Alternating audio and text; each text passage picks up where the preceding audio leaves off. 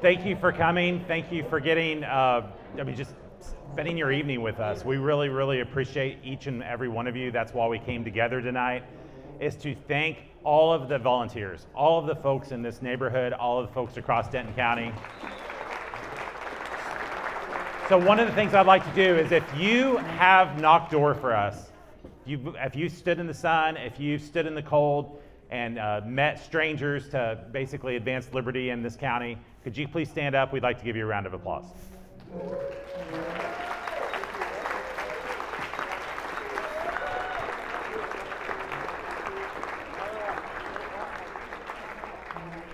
So if you all have, anybody that's hosted a meet and greet in the neighborhood, anyone that has been a part of just helping out to get a meet and greet together, please stand up. We'd like to give you a round of applause.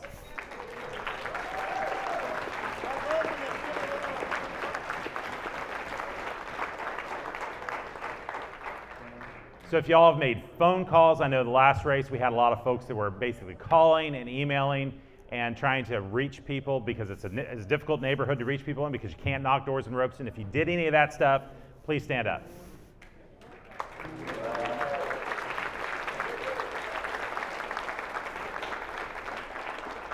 And I know that we have this kind of new effort going on right now where we're trying to get folks engaged and activated on the hoppervoters.com. If you are a part of that effort, please stand up.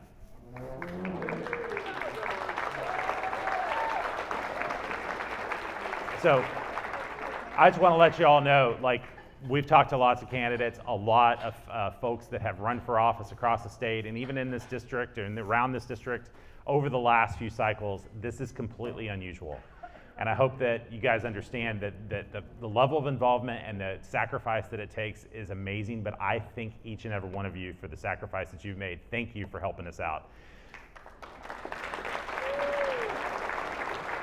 So what we're gonna do tonight is it's gonna be a kind of a treat, and we actually got, let me tell you, like Mike Alcott is a friend of mine. He lives in Parker County. He won his race, and he's not gonna be able to be here, but as we were driving, one of our very good friends, I would say like one of our battle buddies, I would say, like as we've gone through this race, and you have certain people, your circle of people that you can talk honestly about with the ins and outs of the campaign and what you're going through, it becomes very small, and it ends up being some other candidates that are going through the same things. And one of those individuals is Wes Friedel, and Wes is the Gun Owners of America director for Texas, but he actually won his race down in Central Texas, HD 53, which is massive. I mean, it's a massive district. It's extremely rural. It's a very difficult district to win, but Wes pulled it off.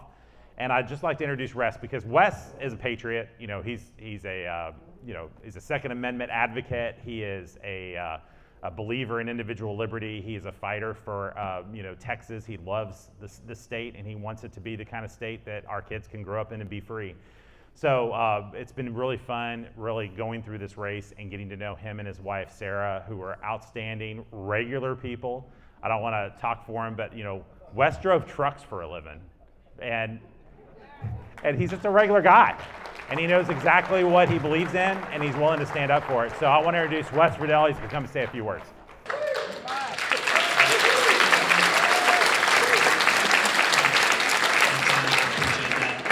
I am extremely grateful to get to be here to support my friend Andy Hopper. Andy is a true fighter. Like I said, I'm the state director for Gun Owners of America. I've been going to the Capitol since 2011, fighting for gun rights. We had the open carry push in 2015 that we ended up getting passed. We had constitutional carry in 21 that we got passed, and several other great bills. We've got about 10 more that we're filing this next session. I look forward to getting to be a state rep that gets to actually file bills now instead of asking state reps to file those bills for us. I can promise you Andy's going to be right there beside me with several other great legislators and soon-to-be legislators that we have a lot in here right now. But we are at a point right now where, thankfully, there's a lot of transparency that's been going on in the last couple of years, especially in the last probably 6 months or 7 months, whatever it's been now. But we are in a position to take back the House, to change how that House operates. That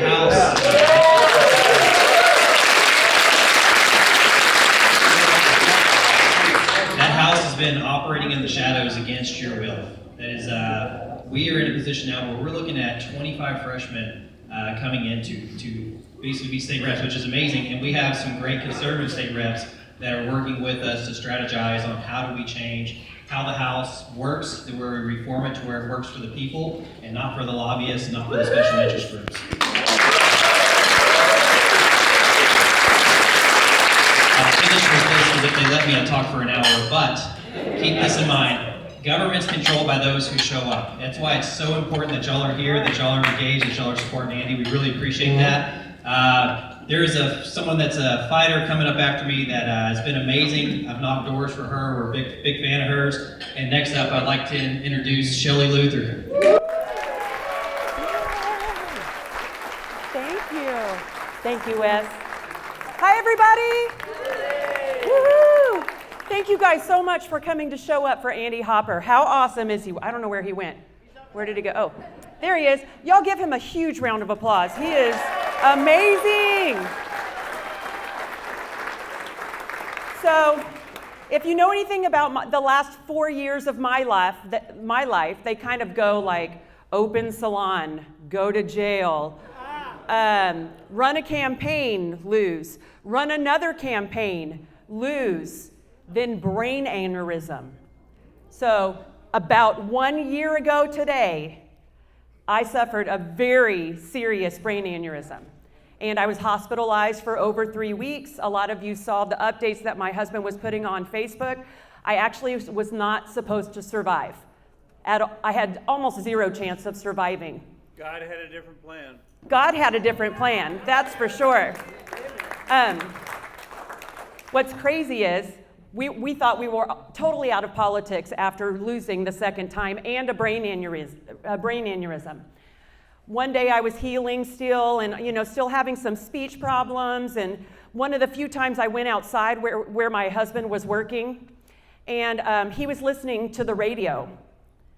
And I'm listening, and I haven't been in politics at all, and I hear Mitch Little. Anybody know Mitch Little? He is Attorney General Paxton's defense attorney during the sham impeachment trial, right? So I'm outside and I hear this going on, and I ask my husband, I'm like, what in the world is going on right now? And he's like, they're trying to impeach Ken Paxton. And I'm like, what in the world? And my husband told me immediately, there's my wife back. There's my wife back. So he knows this because we just told him, but after listening to what was going on, getting tuned back into politics, that encouraged me to run one more time, and we won our House District race for House District 62. I will tell you, immediately after we won that race, the first person that I thought of, and I have not even told him this, the night that we ran that race, I said, we need to do whatever we can do to get Andy Hopper in the Texas House. He's the only person I will tell anyone that he might be more far right than me. He's the only one. He's like 10 full hat, whatever you want to call it, but in a good way. And so you guys are going to be so lucky to get this man as your representative. You're going to be finally so proud to say, Andy Hopper is my rep. Yeah.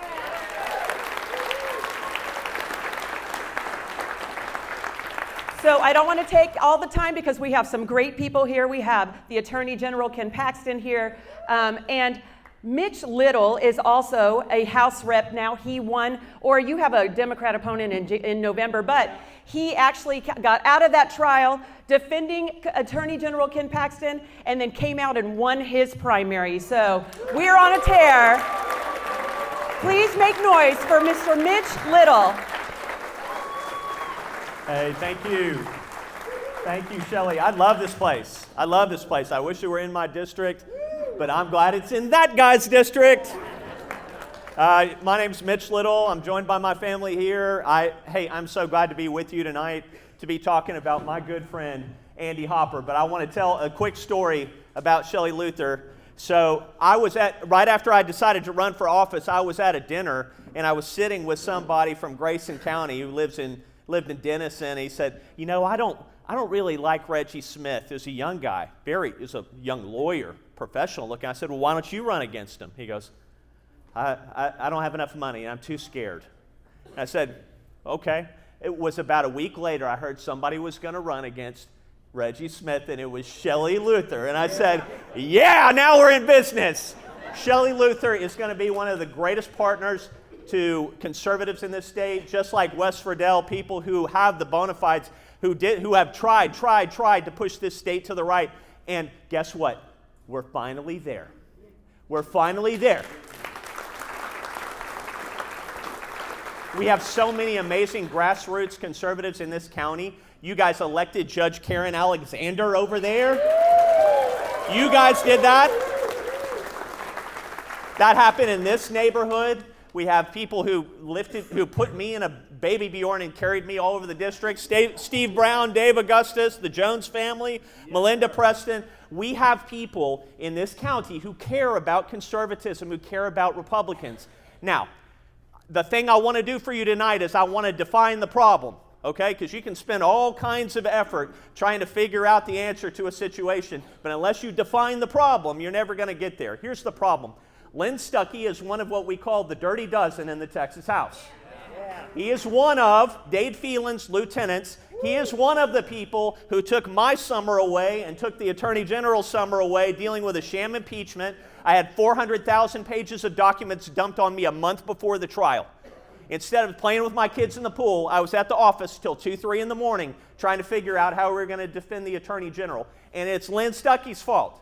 It is the fault of every representative who went along blindly with what Dade Phelan has to say. And so, where does Dade Phelan find himself? He finds himself in a horrible runoff where he's deeply behind and underwater in the polls, and you can do something about it. We can all do something about it. Would you like to know what we're going to do about it? So I'm going to get some of my best friends, Wes Friedel, Shelley Luther, Mike Olcott, Tony Tinderholt, Brian Terrison, Nate Chatzline. We're going to get on a bus. It's called the Silver Bullet Bus Tour. And we're going to go on a bus tour, and we're going to go and we're going to speak in every one of the runoff locations, one after another, including right here in Denton County for Andy Hopper. Now, you may be wondering, why would we vote ever for Andy Hopper instead of Lynn Stuckey? Well, you're probably not wondering that. But let me explain. Andy Hopper is a fighter. Lynn Stuckey has not fought a day in his life for anything. His moment has passed. It is time for something new. It's time for something new. It's time.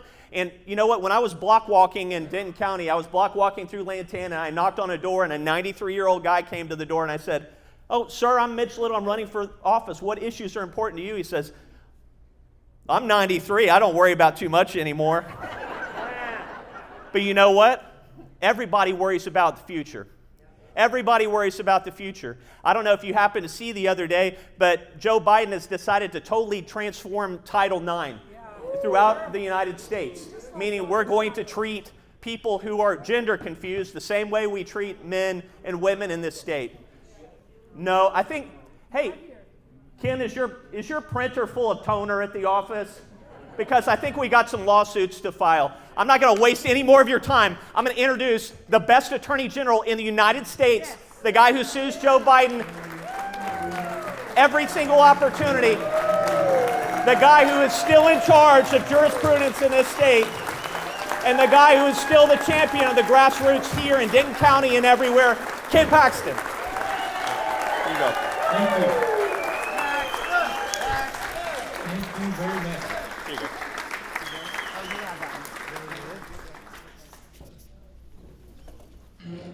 He was my attorney. Now you know why I won. So I remember, this is a funny story. So I had, when I got impeached, I didn't have any money because I had just spent $16 million on a campaign. You can't raise money during session, and then there's a 30-day moratorium where you can't raise money till June 20th. So they impeached me on May 29th, which, by the way, the runoff is May 28th. So almost a year to the date, we're going to beat Dade Phelan from the impeachment. Isn't that justice? Yeah. So I didn't have any money, And I'm like, I don't know, have you guys ever tried to hire attorneys with no money? It's not easy. But I was blessed because guys like Mitch came forward and represented me knowing I didn't have any money, hoping that I would get money. Thank you, Mitch. Thank you. And I don't know if you saw him cross-examine a former attorney that worked for me. Yeah. I don't know, I mean, it's like these moments in life you just think can't ever happen. Mitch, come here. I want you to tell them the question you asked and what you got them to say. Do you need me to help you? No. Let me set it up. Ryan Let me see Vassar. all right. Let me just. He didn't know I was going to do this. So what you mean to tell me is you went to the FBI with no evidence, none at all. And what did he say? He said, yes, that's true. And then what happened? And then you kept asking similar questions. It's like a Perry Mason movie, right? And it was Mitch. So I'm going to tell you, I was very blessed. And I am telling you, just think of the 4 people here. What you're adding to the Texas house, this is not normal. This is not normal to add people like Shelley Luther. I mean, I don't want to be against her, do you? And Andy, we have to get this guy elected. And then Mitch, can you imagine the trouble that these guys are going to create? And then Wes Burdell. So just so you know, right now, have you guys know about football 2-a-days? I'm doing that on the political scene. I'm going to 2 events a day. I do a lunch for somebody. I was at Katrina Pearson today at lunch, and I'm here tonight. Tomorrow I'll do Helen, and then Tommy. Where's Tommy? Where do I go in the evening? I actually do Carissa Richardson, who's in McKinney, so I actually get to be close. And then we head to Matagorda County, Victoria. Anyway, it's amazing that I've had the opportunity to meet such amazing people. You are going to elect the best Texas House that I've seen in my lifetime, and maybe ever. And Wes, I want you to come up here real quick, because Wes just did me a huge favor when he walked in, and I want you, Wes, to tell them what we just did before we started. The picture. Oh, yeah, the picture. They don't know I'm doing this to them. Okay, so my opponent, starting in this race in my primary was, we got the mic master there, sorry. So this is great, actually. I'm glad you brought this up. My Me opponent, too. Do you remember a guy with a long mustache trying to impeach Ken Paxton? Yep. That was my opponent. We took him out. And the great thing is, it's his birthday today, so we took a picture to make sure that we put it on. Appreciate it. And what was that cartoon when I was growing up? Deadly Doolittle or whatever? Yeah. What was it called? Dudley Doolittle? Dudley Doolittle. That was the guy that who was impeaching me. So anyway, thank you all for being here tonight. Robson Ranch, what an amazing place. And you all are at the epicenter of changing Texas. And if you'll remember, I came here a few months ago and I talked about the Court of Criminal Appeals. And they were the ones that struck down my ability to prosecute voter fraud, which had over 900 cases. All of them had to be dismissed. And there's no DAs prosecuting voter fraud. It doesn't happen. And so that means it's open season on voter fraud. And so we recruited 3 really great candidates. And I told you about them, and I said, just spread the word, because people don't know who's on this court. And we have 9 members. There's 1 good one. And this has never happened. We put up 3 opponents to 3 incumbents who had been there 12 years, 20-something years, and 30-something years. And because you all spread the word, just a little word of mouth, we won overwhelmingly all 3 races. We worked hard on that. That was step 1. Step 2. Raise your hand, Andy. Get this guy elected. And so when I got into the Texas House, we had 2003, a very long time ago, first time the Republicans controlled the Texas House since Reconstruction. Right.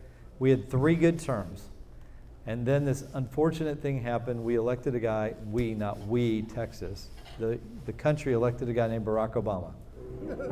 And Barack Obama, the unfortunate part for Texas was we went from 86 Republicans and 64 Democrats in the Texas House to 76 Republicans and 74. For those of you who are poor on math, that's a 2-seat majority. It's not good. And so for the first time ever, this group of 11 moderate Republicans split from the Republicans, and they self-proclaimed themselves the Cardinals. Why the Cardinals? The Cardinals are the ones that elect the Pope. Right. And so they went off by themselves and supposedly put smoke signals out, and they decided who was going to be speaker among them, and the 74 Democrats were waiting to oblige, and the deal was cut. And all these Republicans, after that deal was cut, started joining the ranks of the democratically elected speaker. And those of us in the House who said, this is a bad deal, we're not doing it, we lost our committees. The committees that we were on, we were put on lesser committees. They cut off our legislation. Some of us weren't spoken to. We became second-class citizens in the Texas House. We weren't even ranked as Democrats. We were below them.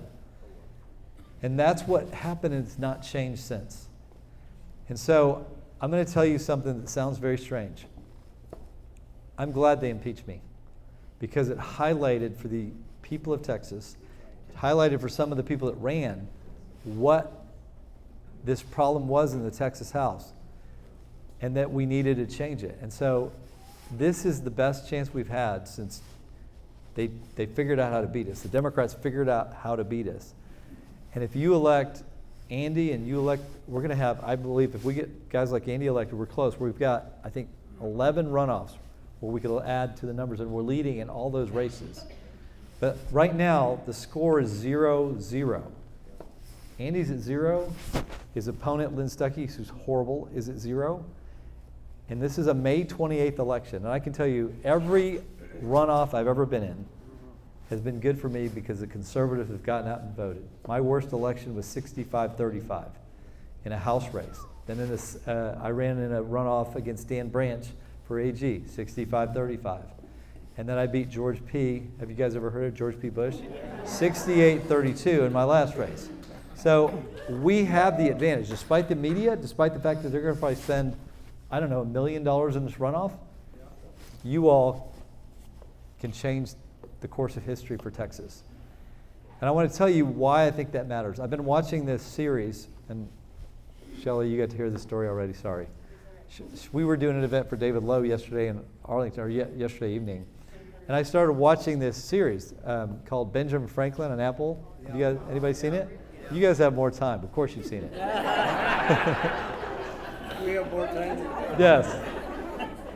How many of you, have you guys been watching it? See? No, we're busy, sir. Yeah, I know. So I've only watched 2 episodes now, and I watched one last night because I had already talked about it yesterday. I'd watched one episode. So Michael Douglas is Benjamin Franklin, maybe not the greatest actor of all time. And he is, in opening scene, they're rowing him into France. And he's going there with his grandson to try to get France to help the United States. Washington, meanwhile, has just lost, and he's out of New York. They kicked him out of New York. He's only got 3,000 troops left. And he's writing letters saying, it looks like basically the gig is up. We're in trouble. And yet Franklin's over there. The king won't meet with them. The leadership is avoiding him. And while I've only watched 2 episodes, I know how it turns out. But it didn't, I mean, if I didn't know how it turned out, if it wasn't history, if I didn't know this history, I'd say, wow, it doesn't look good. There's almost no chance, right, that the United States is going to survive. And it did. By the grace of God, it survived. And Washington lost a lot of battles. I think he lost almost every battle except Yorktown. And so I would say at times, when you look at what the other side is doing, and by the way, the other side is not limited by a few things that we are. The other side is not limited by 3 things: the truth, the law, and decency. And we are. And so we don't have the same tools. They can use tools that we don't have.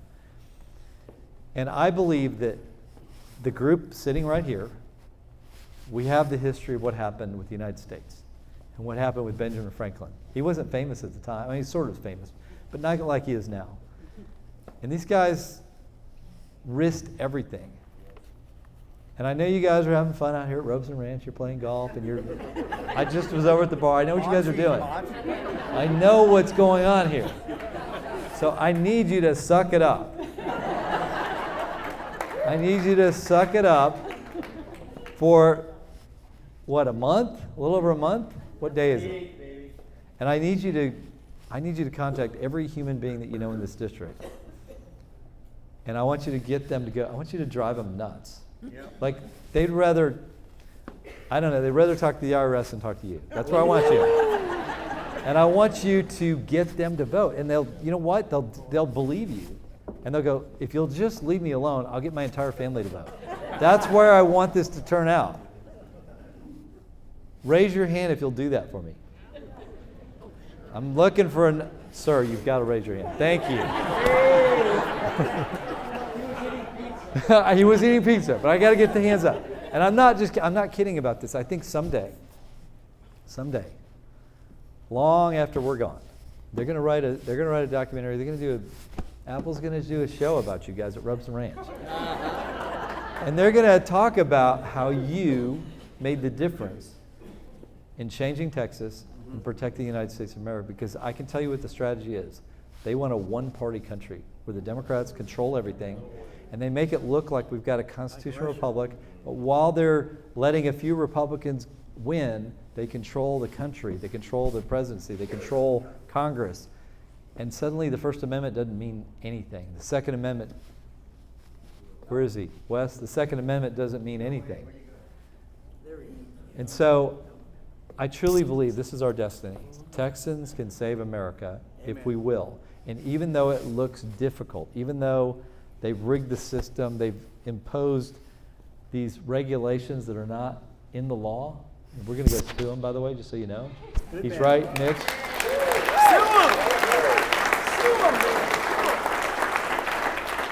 And Wes, I'm not going to disclose what, but you might have some idea that we might have some lawsuits related to the Second Amendment coming up. So just get ready. But we got rid of the Seattle hospital. We were going to sue them. They were doing transgender work in Texas. And we said, you can either get sued by us or go back to Seattle. And they decided to go back to Seattle. So we're not. And we also, hey, this is the extra stuff. I'm not charging for this part. So we actually got a stay from the Texas Supreme Court. We'd lost, you're going to be shocked. We lost in Harris County. We lost in Harris County Court of Appeals, which is all Democrat. We sued the county commissioners in Harris County because they were giving out free money that they're not allowed to give out to just whoever they decided to give it to for whatever purpose they wanted. Completely unconstitutional, completely illegal, and we got to stay. So we're going to continue that fight. And I know that Fort Worth and Austin are doing it too. So you will probably see a few more lawsuits trying to stop this free money that they're passing out. And I know we all want some, but you're not getting any. So don't worry about it. Robson Ranch is not getting free money. So all I want to say is I really want to encourage you to do everything possible. Play one less round of golf and make the phone calls. Go to the bar one less, unless they're voters. I got a few at the bar today that said they're going to vote for you. So I'm hoping that someday they write the story about us. Whether our names are in it or not doesn't matter to me. But we have something to pass on that really is valuable. It's freedom. We were the experiment, and they're trying to end it. And let's be clear.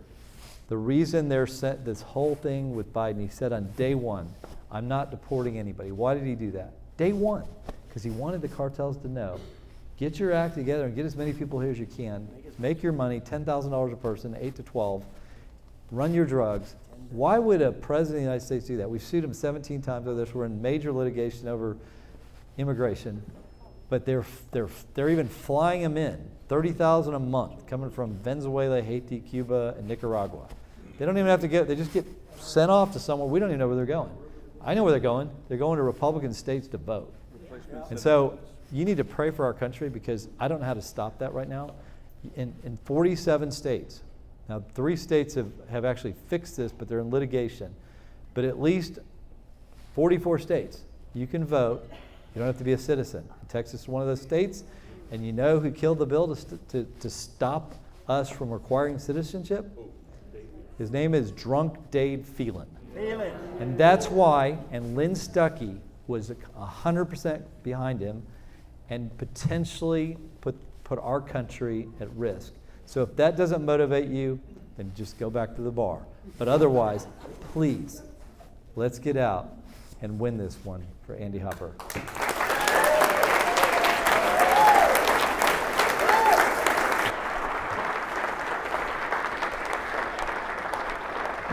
So y'all, I just want to say a few words, and what I'd like to do is bring all these folks up and answer questions that y'all might have, because I think that'll be kind of fun. But one of the things I want to point out that I think is really unusual, it's easy to kind of overlook and miss, is the historical significance of this election, how many people we can get in there. I mean, 25 is the best number we've come up with. Yeah. If we win all the runoffs, we could get 25. And there's going to be at least 10 or 15 squishes that come over to our side. So we could end up with 30, 40 folks in the Texas House that are aligned, and that will change the history of Texas, just like the Attorney General said. But the thing that made this possible, the thing that's easy to overlook, because it's history now, it's been 6 months ago, and it's easy to basically kind of compartmentalize and say it's not that big of a deal, it's in the past. But what the Attorney General went through to make this possible, because there's a lot of folks that theorize as to what it was, what issues actually made the difference this race, because we don't win dozens of seats at one time. We don't beat incumbents ever. It's hardly ever happens. And if it does happen, you usually have to run 2 or 3 times to pull this off. And some of these folks have done that.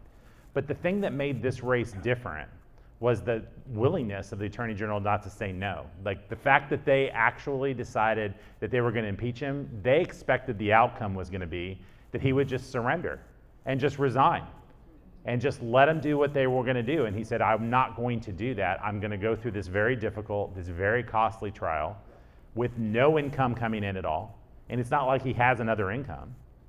And he went through this entire process and exposed the fact, how many people have seen not just the Texas heist, but this very latest episode, which is basically called what? Hubris. How many people have seen that? Yeah, so it's amazing. And what that teaches you, if you don't know, is the role of a lot of these Paxton lobbies that basically were aligned, let's just be honest, with Karl Rove and the Bushes against the conservatives in the state that don't want open borders policies but want a secure border, want secure elections. Those are really the two issues. And when they laid out the charges in front of the Attorney General, I'll never forget watching these star witnesses that were going to come up there, Ranger Maxwell and many others, that basically said, well, the issue is the fact that he obstructed justice, right? And so how did he obstruct justice? Well, he was investigating a federal investigation. Really, he's the Attorney General of, basically the 8th largest economy in the world. You're telling me he can't investigate federal investigators? And they're like, no, only the feds can investigate the feds. And when you realize that that's kind of the game, right? I mean, the game is on January 7th of 2021, the Attorney General basically stood up and said, you know what, we can't change election logs during an election, that's crazy. And that's what hacked him off, and they've been trying to do it ever since. And the fact that he was willing to not say no, or he was willing to say no and willing not to give up throughout that process is what changed the game for all of us. And so I just like to give the Attorney General a round of applause for standing up.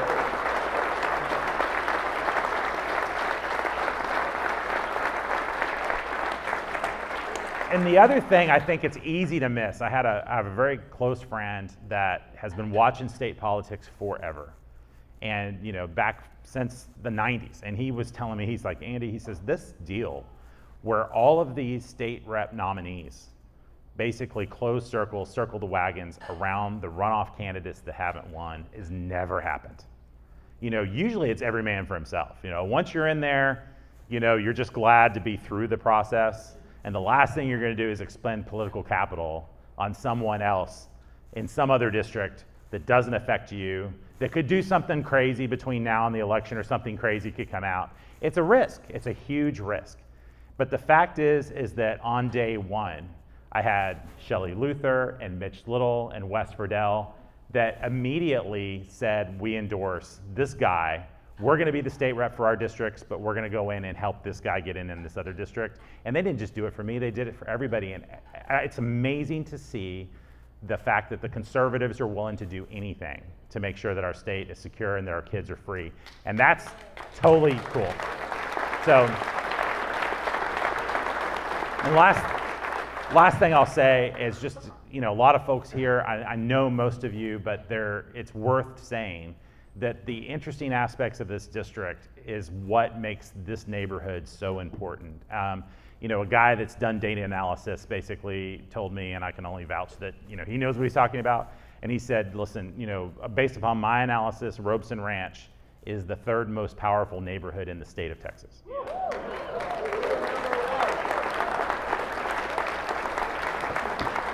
And it sometimes takes a couple of times. 2 years ago, I think, we get, man, at 25% in this neighborhood, it was really not great.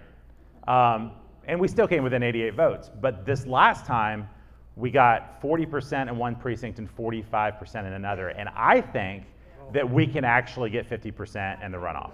So, okay, Chemo's right. We need positive goal setting here. I want 70% in this neighborhood. But the way this works is getting folks out to vote, because a lot of people that voted for us in the primary are not going to get out in the runoff unless they basically remember, wait a minute. Well, I had somebody yesterday, they were mad as a hornet at me. They were texting me, they're like, Andy, you're not even trying. Like, there's signs out at the polling locations and you don't have your signs out. And I said, it's not the right election. Yes, it is. I pulled the sample ballot. Your name is on it. Why aren't you even trying? You're supposed to have your signs out. I'm like, there's 2 elections in May 4th and May 28th. So that's what we're dealing with. And the thing is, if you're here, I'm really sorry. But I don't think you are. But nevertheless, that's the deal, is it's important to get folks out to vote. They want to vote for you, but they may have vacation going on. It's the holiday weekend, all the things. So that's the challenge. That's the challenge of both campaigns. The challenge is for us is that to understand that the district, Wise County is about 87% Republican. Robson Ranch is about, it's up there, right? And then you have a few rural areas around Denton, Crum, Sanger. But generally speaking, if we're just really honest, the district minus Robson Ranch and minus those rural areas around Denton is a purple district at best. And so it's up to Robson, it's up to Wise County, it's up to Crum to stand up for the district and say, you know what, we believe in conservative values, we're going to stand up and we're going to say that our kids that grow up in this neighborhood, that grow up in this community, that grow up in this district are going to have conservative representation, because conversely, if we don't win these runoffs, if somehow or other the swamp is able to pour enough money in, if you've seen Hubris and you know what TLR is up to, and they're willing to pour tens of millions of dollars into making sure that these, neocon, federal bootlickers get in again. But if they do that and they succeed, if we only get 13 conservatives, they're going to tell themselves, see, it wasn't a big deal. Like impeaching Ken Paxton and what he had pulled off and what he stood through, people forget. It's not a big deal. We're back to business as usual. But if we win all the runoffs, it will change everything, and it'll change it for our kids as well. Because for a generation, all of these districts that people have stood up in, that Shelley Luther has preached the gospel of conservative values and Christian living to this district of what we expect from our house and what the low goal setting that we've had for decades has gotten us, that these districts have systematically been red-pilled for our belief system. And I think that once we actually get folks in that are conservative, and if we can keep them conservative, and that's the thing that we have to make sure we do, is make sure these people don't go bad, make sure I don't go bad, right? So anyways, that's the deal. We need everybody to hold all of their reps accountable, to basically go down to Austin, keep an eye on what they're doing, yell at them, call them, do all the things. So anyways, what I want to do is ask everybody to come up here. Let's take some questions. I'd love to answer any questions that you all might have. I'm sure the Attorney General would, and Shelley and Wes and Mitch as well. I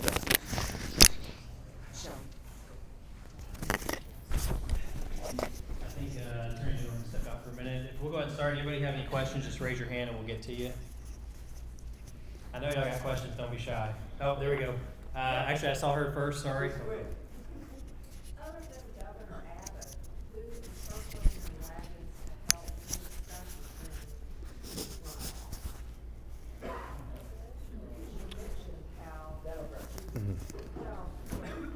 Yeah.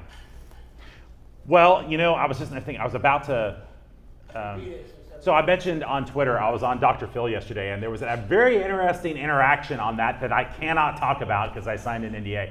It'll air, you'll see. But the bottom line, and the thing that's really interesting to understand, is that there's a lot of forces at work, like Texas for Lawsuit Reform, like Associated Republicans in Texas, like a bunch of fake PACs they created. Last cycle, you saw kind of this insidious mailer that was from Defend Rural Texas PAC with a treasurer that was in the high rise in Austin, Texas. And you see this money that is spent, but it's basically, from my perspective, Dave Phelan and the Karl Rove machine that is basically circling the wagons and making sure that these people stay in. I think the governor endorsed mainly because of school choice. That was important to him, and it was really based upon one vote. So setting his endorsement aside, I think that the people that are backing Stuckey and people like Stuckey this cycle are pretty much those who stand to lose if conservatives get elected. Because the thing you can say about us is the fact that we're not going to care what some lobby and what PAC says when they come into our office. And in fact, I'm gonna have a no lobbyist allowed sign. I don't know about y'all. What, Shelley, you wanna say something? You want me to say something? Yeah, what do you think? So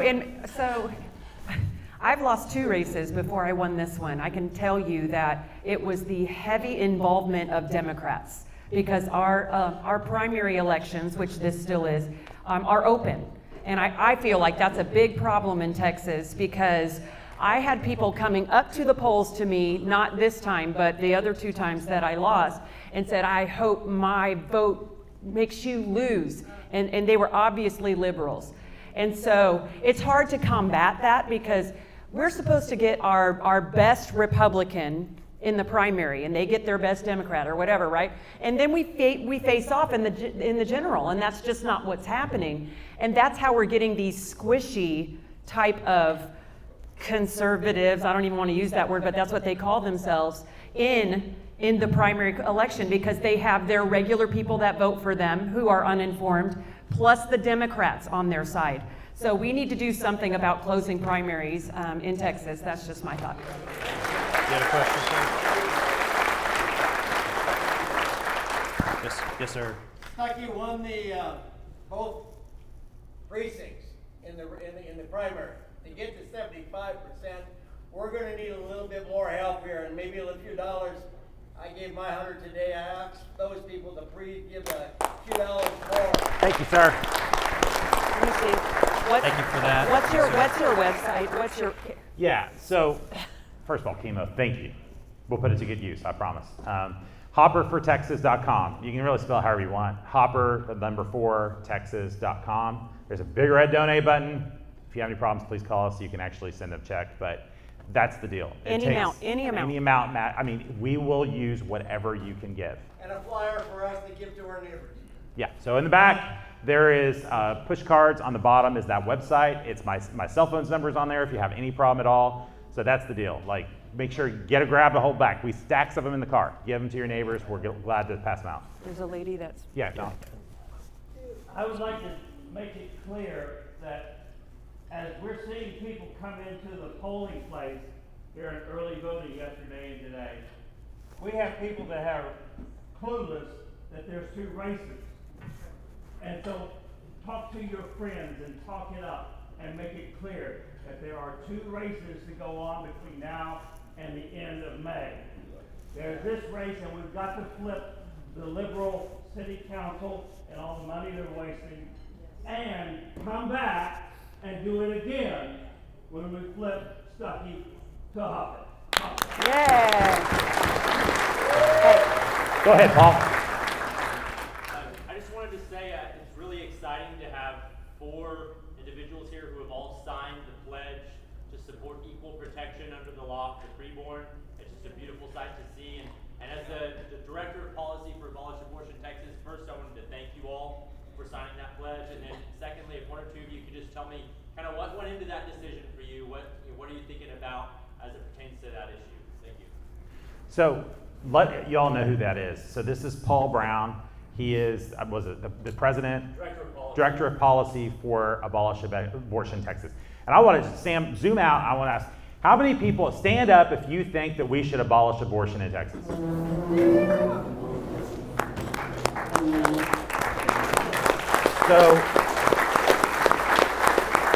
and we're all glad to answer Paul's question. Thank you all for standing up. And I hope you got that all on film, because it's important to recognize this is not a controversial issue. But there's a lot of people in the state, especially the ones that are in Austin that are in office, that are scared to death of you finding out that the only organizations that support them are organizations that don't want to abolish abortion, but that call themselves anti-abortion organizations. And let's be really clear, like, they're never gonna endorse me, and I'm never gonna take their endorsement anyways. It's called, what's it called?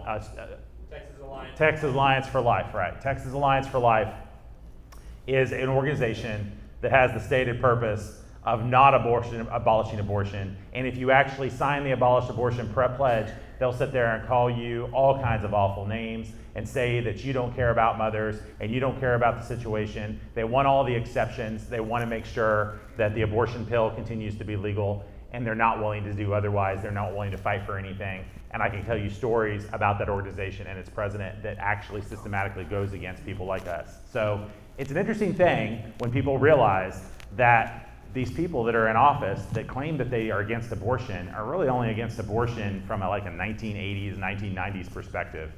And they are not actually for ending the practice entirely all the way to conception. If you even say the words that life begins at conception and that all human beings should have equal protection under the law, do you believe that? Yeah. That's the pledge. And only conservatives will take it. No, but none of the Republicans in there, except for maybe one, have signed the pledge. So anyways, Shelley, you want to add anything? No, what do you add to that? And my rural is my district is very rural as well. It would be the same amount of people stand up. And so honestly, even if I thought another way, it doesn't matter because I vote my district. I am for abolishing abortion, obviously, but we have to vote our district, and it's very clear what the district wants. Yeah. All right, we're going to jump over here. We have a question. So I know that your stance is to try to abolish property taxes, but if you have to work on a compromise, as a real estate agent right now, I am knee-deep in pulling comps for people who want to protest their property taxes because those came out this month.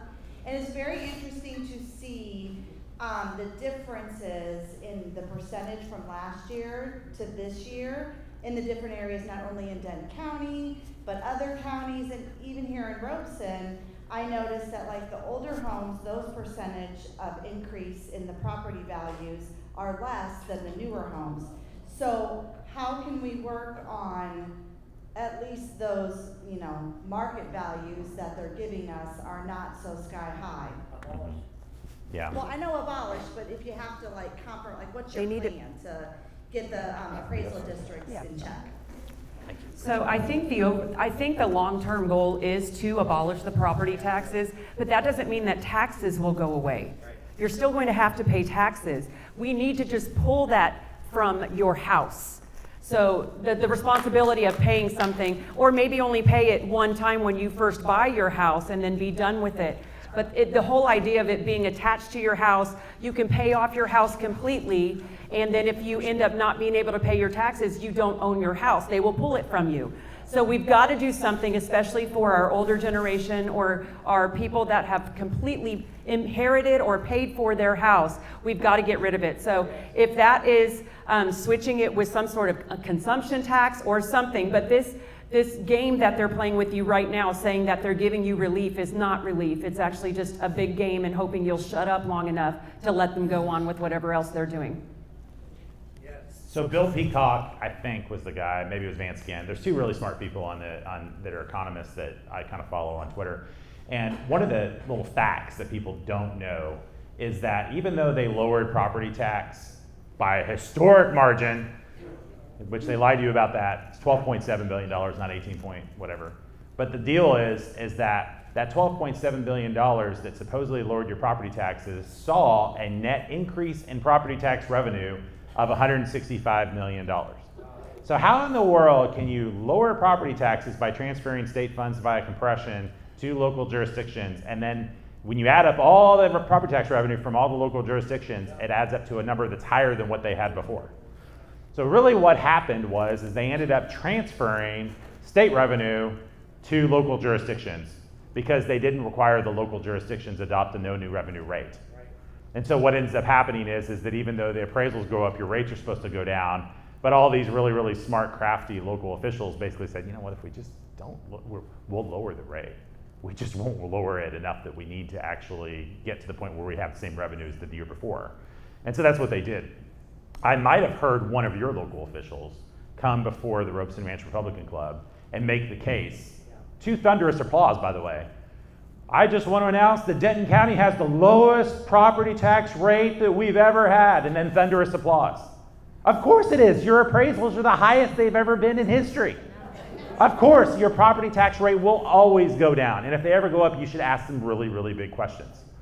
Because as the appraisals go up, the rate should go down. And the state's not requiring the local jurisdictions to honor that. So that's a couple things to note. But if we don't abolish the property tax now with all these conservatives, it will never happen. This is the opportunity to make some real change. And it's not going to happen in like 1 year. Like all the plans that I've seen out there are like 10-year plans. But the reason to do it, the reason to start down the process, at least entertain the idea to get as far as you can into abolishing property taxes, is because the state is incurring these preposterous surpluses that they are spending. You know, this Highest budget past ever. Highest, 42% increase in 2 years, $67 billion is what they increased the budget. And the way they did that is they had a $33 billion surplus. That was at the beginning of the session. By the end of the session, the comptroller had even larger. Then they had a $15 billion overage over the statutory limit on the transportation fund. They had a $2 billion overage over the statutory limit on the rainy day fund. When you add all that up, I mean, you're into $50 billion. The military budget of Russia is $65 billion. That's how much we're talking about. Andy, I think Melinda has a question. Oh, go ahead. All right, we got another question Hey, over Melinda. here on the right. We got time for one more. I have a couple of things that I'd like to see bills passed in this next session. One of them is we have nonpartisan races, which everybody knows we're partisan. Everybody's partisan. It would be great to see that go away. You have to state whether a Republican or a Democrat or an independent. And then that way we could have two, yeah, I know, hello, right? That way we could have 2 races a year and maybe 1 runoff, because we're seeing a lot of people with voter fatigue. How many of you have voter fatigue in this room? You don't even know when the next election is. So that is a crazy thing. The other thing that I'm concerned about is trying to clear the voter rolls. One way that I could see that we could do that is to require people to reapply for a voter registration card. Every 10 years, whatever, clear out the voter registration cards, and that way we can start with 0. We have people who have been voting for 250 years. Wow. And yeah, it is true. And so this way it would eliminate that, and it's something that I want you guys to think about. I did talk to Bob Hall, I talked to Tan Parker, something I'd love for you guys to think about, maybe add a little bit what y'all think. I'm all for it. What do you get? I've just got another question. We got one back here. Hey, can y'all vote for Debbie Skaggs and Terry Sinney for school board in this area? No brainer of the century. If you guys have not voted for school board yet, go and vote for Debbie Skaggs and Terry Sinney for school board. The reason being, the people who occupy those spaces, other than Amy Bunges, the people who occupy those spaces on the Denton ISD school board are happy feeding our children in Denton transgender nonsense, all kinds of LGBTQ, DEI, pick your alphabet soup of the day. They're fine with it. They're fine with it. And once you see that, you should never be able to unsee it. Go and vote for Debbie Skaggs and Terry Sinney. What we need to do is we need to have partisan races for every race, just so everyone knows all the information when they go to the voting booth. Are you a Republican? Are you a Democrat? Are you going to vote with me in protecting our kids, or are you not? In the back of the room, we have the chair of the Denton County Republican Party, Lacey Riley. Lacey, can you just wave your hand? Hey,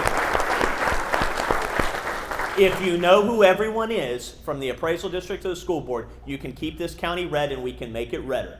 And next best thing you can do is go and vote for Andy Hopper and tell all your friends. Thank you, Andy, for having me and Shelley and Wes, the Attorney General. Thank you so much, brother. I think we need to wrap up. Don wants to say one thing, and we're going to wrap up. Again, thank you, everybody, for coming out tonight. It was huge. You guys are amazing, and we appreciate every one of you. Don, say what you need. As your precinct chair, I've done everything I can to help people get educated on who to vote for. If you're lost, you're confused, send your friends by my house on Landmark Court, and they're all there in ballot order, who you need to vote for, all the time, including Hopper. We should all stand over there while people are walking out. If you're lost, Landmark Let's all Court. stand over we got there. 'em all. Okay. Tell everybody we'll be down. So again, y'all, thank y'all for coming. We four are going to stand in the back. If Yeah, you we'll be guys at the back. want to Lead the way. take a picture of us or whatever with us, we appreciate it. Again, thank each and everybody. I hope your bellies are full. Get ready to work. You got 4 weeks left. Thank Let's go. you. Thank